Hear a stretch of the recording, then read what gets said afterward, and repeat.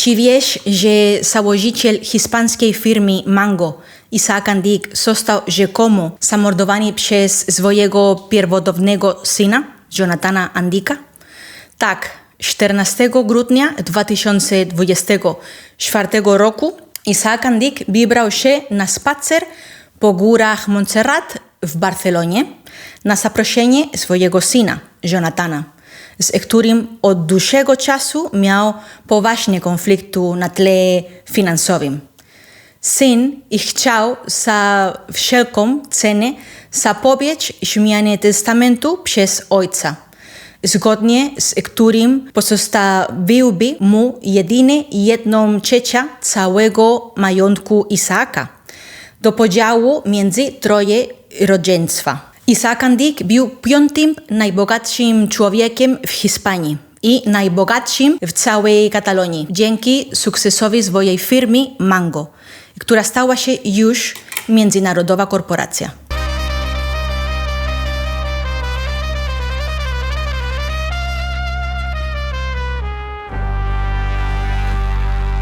Mango to historia imigranta, który przybył do Barcelony w wieku 16 lat, posługując się hiszpańskim z XV wieku. I zbudował od podstaw jedno z najbardziej rozpoznawalnych imperiów modowych na świecie. Marka, która narodziła się na pchlim targu, rozwinęła się przy Paseo de Gracia i ostatecznie ubiera kobiety w 115 krajach. Dyskretna, elegancka, bez skandali, tak jak jej założyciel, Isaac Andique.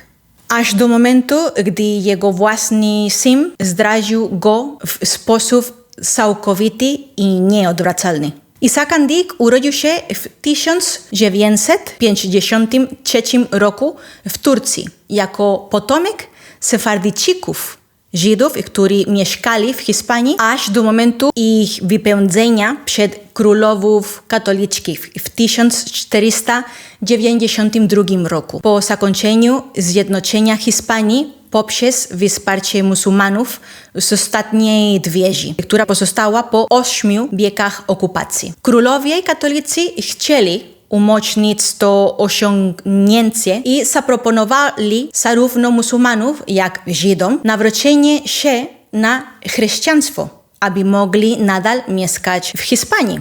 Ci, którzy nie zgodzili się na to, musieli opuścić kraj. To sprawiło, że Hiszpania stała się przedostatnim spośród wszystkich krajów europejskich, które wypędziły Żydów po Anglii, Francji i innych królestwach. I oto wasz związek z tą historią, o której prawdopodobnie nie wiedzieliście.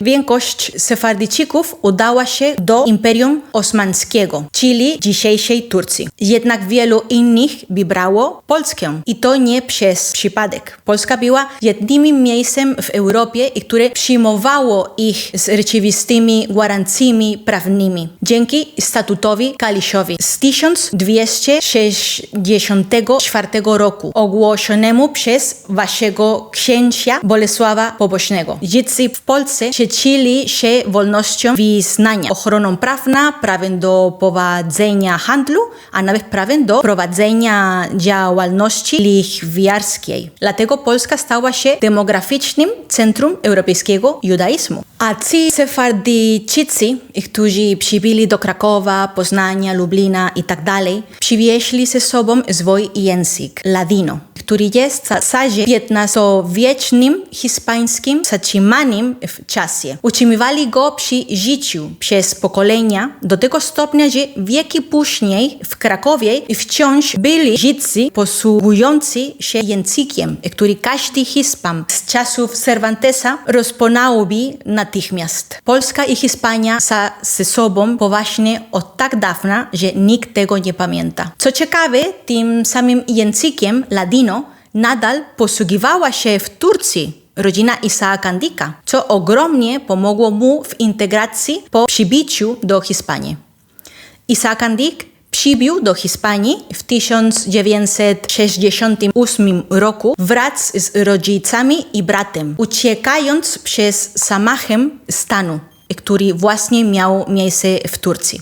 Osiedlili się w najbardziej nowoczesnym i tętniącym życiem miejscu ówczesnej Hiszpanii, Barcelonie, która niestety dziś nie jest nawet cieniem tego, czym była kiedyś. W każdym razie, Isaac zaczął od sprzedaży ręcznie haftowanych bluzek wyprodukowanych w Turcji, a w 1973 roku otworzył swój pierwszy sklep na targu w Balmes, Barcelona. W 1984 roku przy wsparciu katalońskiego przedsiębiorcy Enric Cassi zmienił profil działalności i tak powstała marka Mango. Nazwa pochodzi od tropikalnego owocu, w którym zakochał się podczas podróży na Filipiny. Krótka, łatwa do wymówienia w każdym języku, nie wymagająca tłumaczenia i kojarząca się z pewną kobiecością. Od momentu otwarcia pierwszego sklepu przy prestiżowym Paseo de Gracia rozwój Mango był spektakularny. Design, młodzieżowy klimat, dobrze zarządzane franczyzy, nowoczesna logistyka, a ponadto Isaac & Dick był pionerem sprzedaży internetowej. W 2010 roku Mango wkroczyło do Polski, otwierając swój pierwszy sklep w Poznaniu. Dziś w całej Polsce jest ponad 30 sklepów i jestem pewna, że wszystkie z Was znacie Mango. Biznes szedł tak dobrze, że w 2014 roku Isaac przekazał stery firmy swojemu synowi Jonathanowi i wyruszył w podróż dookoła świata na swojej prywatnej łodzi żaglowej Nirvana Formentera, największej prywatnej łodzi żaglowej w Hiszpanii. Radość nie trwała jednak długo, a Nirvana Formentera wkrótce musiała zawrócić. Bo w 2016 roku Mango po raz pierwszy w swojej historii odnotowało straty. Jonathan postawił na bardzo młode klientki, ceny typu low cost, obniżoną jakość oraz nadmierne zadłużenie.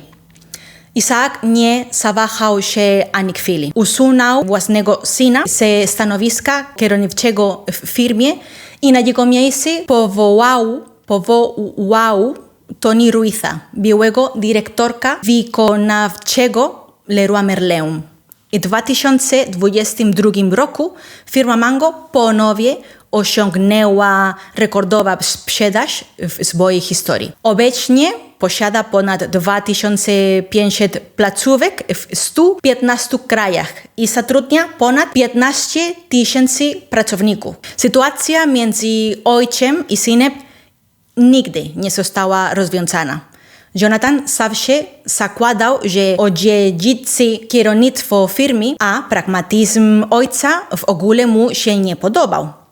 Od tego czasu konflikt trwał nieprzerwanie, dochodząc nawet do epizodów przemocy fizycznej ze strony syna wobec ojca, jak relacjonują świadkowie. Dlatego też, gdy 14 grudnia 2024 roku pojawiła się wiadomość o nagłej śmierci Isaaca, któremu towarzyszył właśnie jego syn, który zaprosił go na spacer po Montserrat, rzekomo w celu pogodzenia się, prosząc ochroniarza, by pozwolił im zostać sam na sam. Wszystko wyglądało bardzo podejrzanie. Początkowo przesłuchano Jonathana, a sprawę umorzono. To typowa strategia. Pozwolić podejrzanemu się uspokoić i prowadzić śledztwo w ciszy. Niedawno sprawa została ponownie otwarta w sądzie w Martorell, a sędzia ponownie postawiła Jonathana w stan oskarżenia. Chociaż nie spadł jeszcze ostateczny wyrok, wszystkie dowody wskazują na to samo.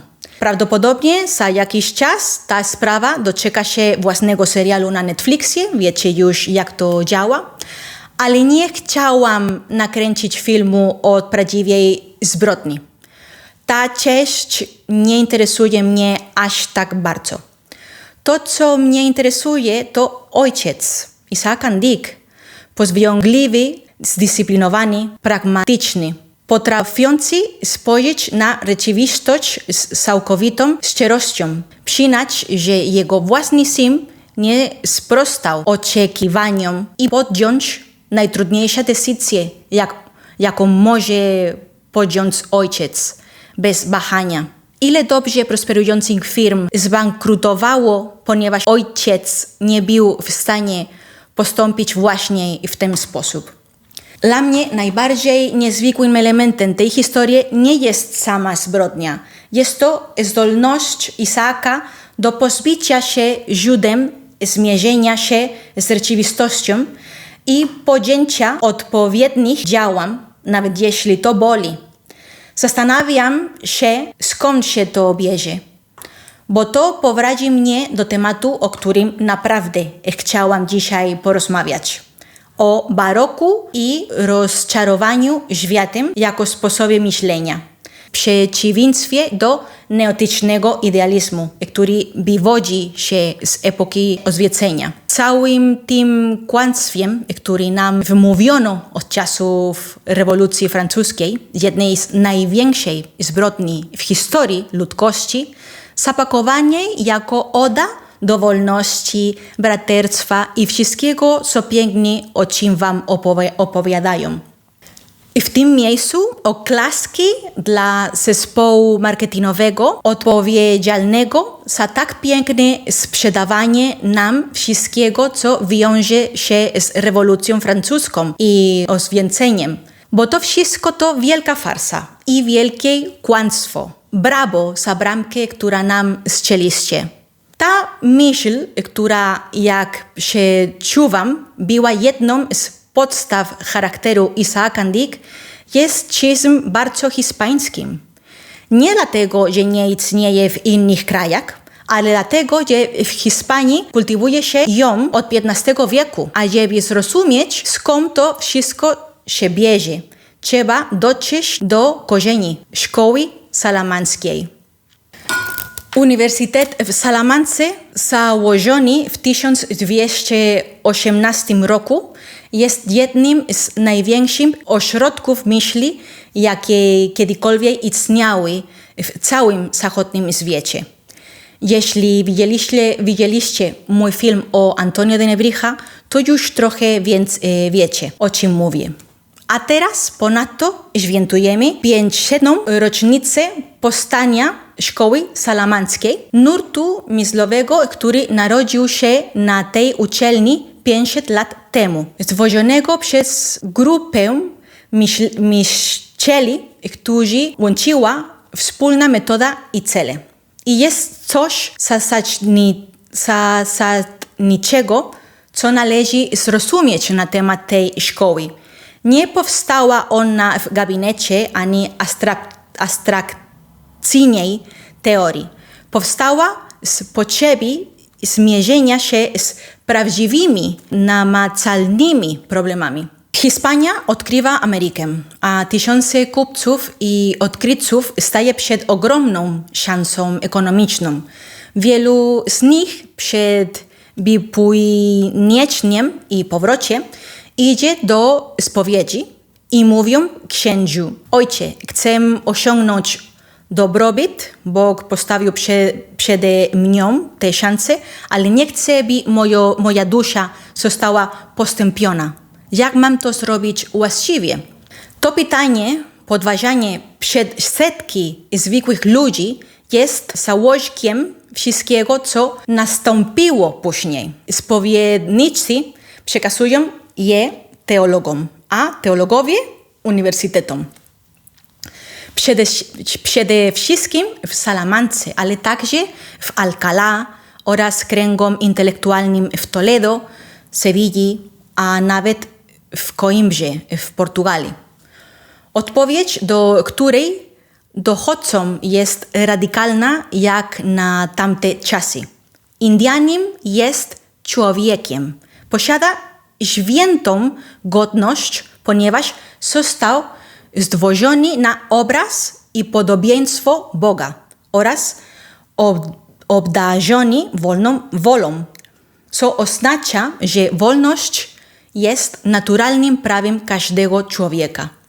A to oznacza prawa człowieka, których nie można deptać ani w imię wiary, ani w imię złota.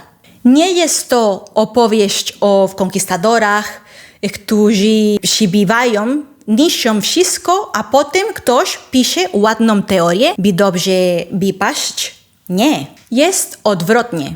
To ludzie zadający sobie głośno pytanie, jak szanować drugiego człowieka, gdy ma się wszelką władzę, by tego nie robić. Metoda szkoły salamanckiej jest skolastyczna, ale od nowa opierają się na święty Tomaszu Akwinu i Arystotelesie. Nie jako dogmacie, ale jako narzędziu i stosują się do rzeczywistych i pilnych problemów.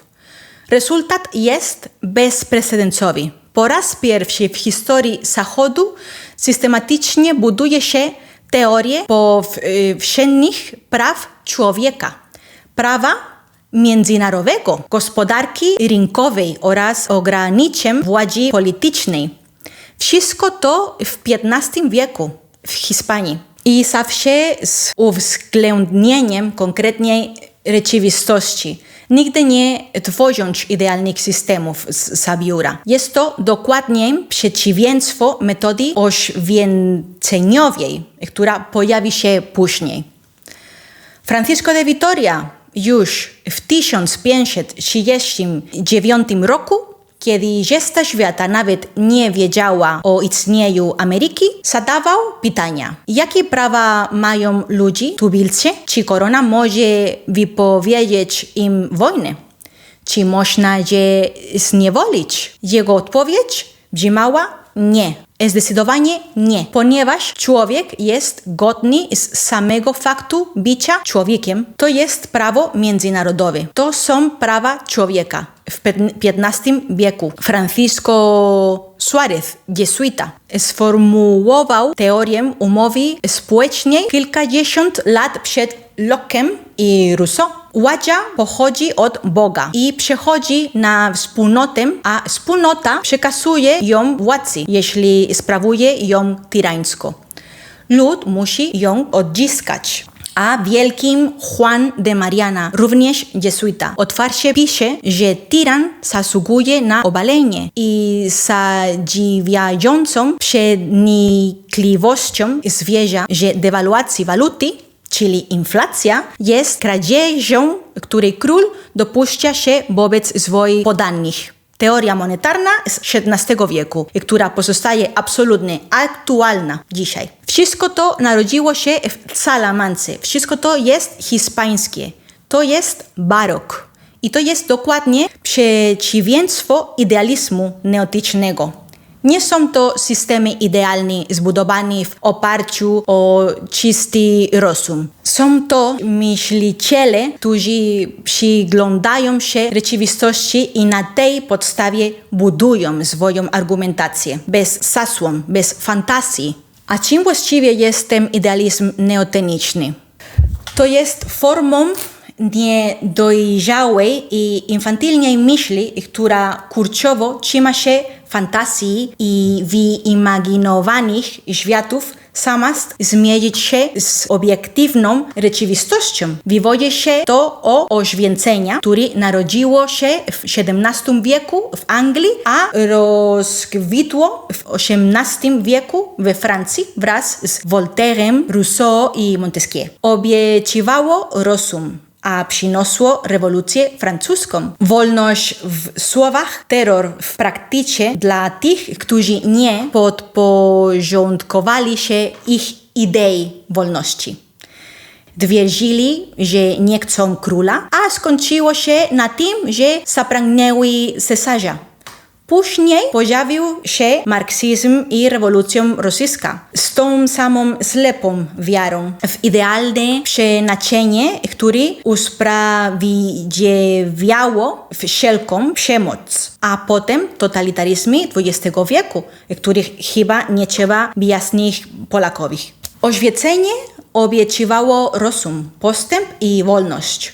XX wiek pokazał, że te trzy obietnice mogły przekształcić się w boje dokładnie przeciwieństwo, nie rezygnując przy tym z tego samego pięknego słownictwa. Nazizm nie był powrotem do średniowiecznego barbarzyństwa. Był to projekt nowoczesny, racjonalistyczny w swojej formie, z inżynierą i biurokracją w żubie eksterminacji. Komunizm radziecki jest bezpośrednim potomkiem oświecenia. Poprzez Marksa, a nawiązaniu do Hegla. Rozum zastosowany do historii nieuchronnie doprowadziłby do powstania społeczeństwa idealnego.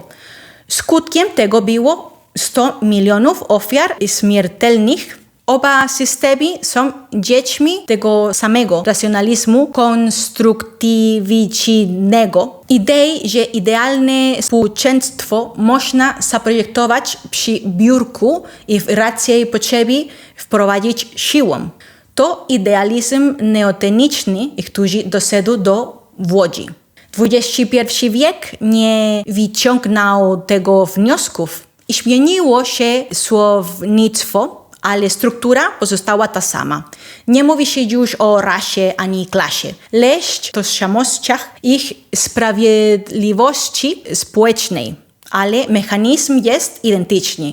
Wychodzi się od abstraktycznego ideału, a każdą obserwacją rzeczywistości, która mu zaprzecza, staje się moralnie nieprzyjęcia. Jest uciszana lub kryminalizowana. Dla tych idealistów rzeczywistość musi dostosować się do ideału, a nie na odwrót.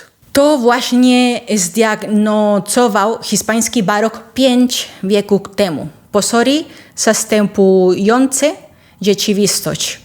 A to pogrąża ludzi w nihilizmie, gdy odkrywają, że obietnice były nierealne. I stąd bierze się na znaczna część łeku i depresji, których doświadcza się dziś w tak wielu krajach, w tym w Hiszpanii. Barokowa koncepcja rozczarowania działa dokładnie odwrotnie. Nie wychodzi od ideału, by następnie naginać rzeczywistość, aż się do niego dopasuje. Wychodzi od rzeczywistości. Przyglądają się jej uważnie, bez zasłon i na tej podstawie buduje myśl. A to ma bardzo konkretne konsekwencje. Nie obiecuje utopii, ponieważ człowiek nie jest doskonały. A to nie jest pesymizm, lecz szczerość. Uznaje całą naturę ludzką z jej ambicją, chciwością, ale także z jej hojnością i odwagą. A rozczarowanie nie prowadzi do nihilizmu, lecz do odpowiedzialności. Kiedy przestajesz wymagać od życia, by było tym, czym nie jest, możesz cieszyć się tym, czym jest i pięknem, jakie istnieje na świecie. Naturą, rozmową, miłością, muzyką, radością z nauki. Wszystko to jest możliwe właśnie dlatego, że nie dławisz się w pogoni za doskonałością. Jest jeszcze coś, rozczarowanie rodzi prawdziwy opór wobec władzy. To nie ma złudzeń co do władzy, nie da się zmanipulować obietnicami. Ten, kto już wie, że król może być tyranem, nie paraliżuje się, gdy to odkrywa. Już to wiedział i może działać, wychodząc z tego założenia. Idealista natomiast, gdy rzeczywistość go rozczarowuje, załamuje się, staje się cyniczny i szuka nowego ideału, któremu poświęci się z taką samą ślepą wiarą, jaką miał wcześniej. How dare you! You have stolen my dreams and my childhood with your empty words. And yet, I'm one of the lucky ones. People are suffering. People are dying. Entire ecosystems are collapsing. We are in the beginning of a mass extinction. To właśnie widzimy dzisiaj. Ludzi, którzy porzucili religię, by oddać się ideologii z dokładnie takim samym dogmatyzmem, który rzekomo odrzucali. I właśnie w tym miejscu chcę wam powiedzieć o was samych, ponieważ jedną z rzeczy, która najbardziej przykuwa moją uwagę w narodzie polskim, jest to, że dostrzegam w was to rozczarowanie światem. Rozpoznaję je, widzę je i wiem, czym jest. Polska przeżyła zbyt wiele, by pozwolić sobie na luksus neotycznego idealizmu. Wasza historia nie pozostawiła wam na to miejsca. A to dalekie od bycia wadą jest formą czegoś umysłu, która pozostałej części Europy została niemal całkowicie utracona. To nie jest pesymizm, jak mówiłam. To rozwiązywanie tego, co nie działa i cieszenie się wszystkim tym, co dobrze w życiu, bez potrzeby, by świat był czym nie jest.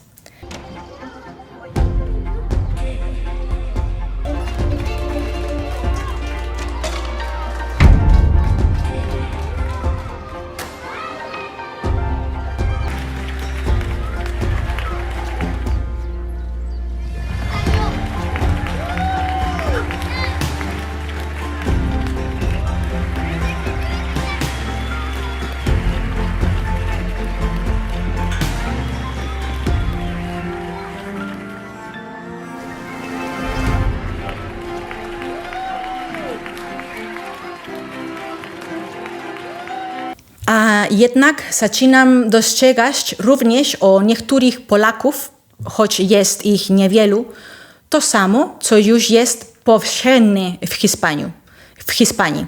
Ludzi, którzy chcieli zerwać z tymi wartościami zakorzeniowymi w ich tradycyjnej kulturze, sądząc, że w ten sposób wykazują większą intelektualność, większą postępowość i nie zdając sobie z tego sprawy, skończyli uwięzieni w nowych dogmatach, które są niczym innym jak formą totalitaryzmu bardziej agresywnego niż ten, przed którym próbowały uciec.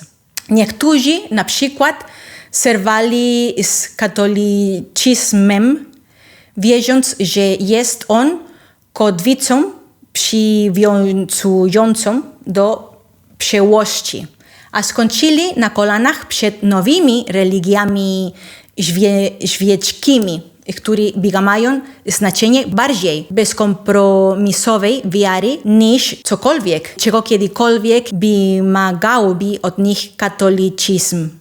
Ogólnie jednak szczęście uważam, że Polska jest odporniona na rozczarowanie światem i bardzo się tego cieszę. Uważam, że jest to naprawdę pilna szczepionka w obecnej sytuacji europejskiej.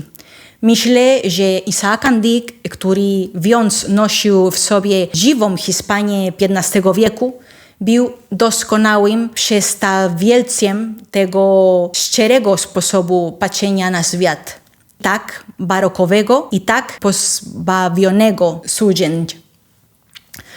Bardzo dziękuję za to, że dotarliście ze mną aż tutaj, za cierpliwość i ogromne wsparcie. Besitos y hasta luego.